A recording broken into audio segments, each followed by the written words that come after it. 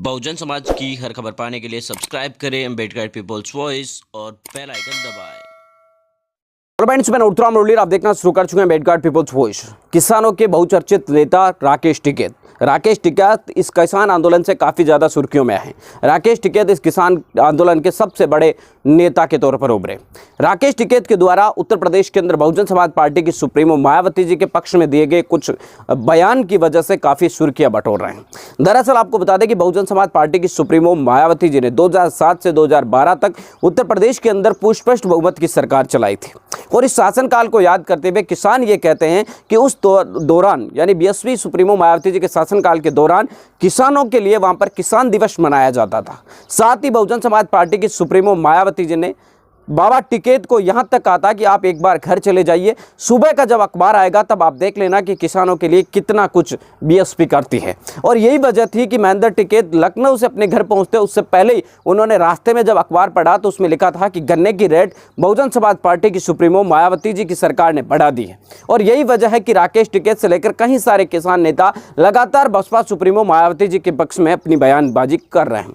अब देखना यह दिलचस्प है कि क्या 2022 के चुनावी इस रण में किसान किसके साथ जाएंगे।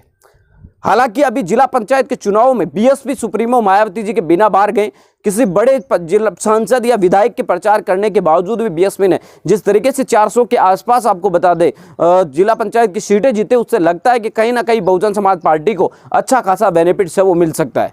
किसानों के द्वारा लगातार इस प्रकार के स्टेटमेंट आ रहे हैं। जिस तरीके से आपको बता दें कि सॉफ्ट कॉर्नर किसानों का देखने का मिल रहा है बहुजन समाज पार्टी के प्रति, उससे साफ नजर आ रहा है कि कहीं अगर किसानों ने बहुजन समाज पार्टी का सुप्रीमो मायावती जी को वोट दे दिया, समर्थन दे दिया, तो 2022 में उनकी सरकार को आने से कोई नहीं रोक सकता। क्योंकि बहुजन समाज पार्टी की सुप्रीमो मायावती जी का कहा जाता है कि 2012 के बाद लगातार ग्राफ गिरा है, लेकिन उसके बावजूद भी उनका जो 20 से 22% वोट है, जिसमें 17-16% एससी का वोट बैंक है, वो आज भी उनका कैडराइज वोट उनके साथ में है, जैसे एग्जैक्ट खड़ा है। इसलिए बहुजन समाज पार्टी को अगर ये मिलते हैं, कुछ संख्या के अंदर मुस्लिम वोट अगर उन्हें मिलते हैं, ओबीसी के भी कुछ वोट मिलते हैं और इसके अलावा किसानों का वोट उन्हें मिलता है, तो बहुजन समाज पार्टी की सुप्रीमो मायावती जी ने 30-31% के अंदर पहले भी सरकार 207 सीटों के साथ स्पष्ट बहुमत के चलाई थी।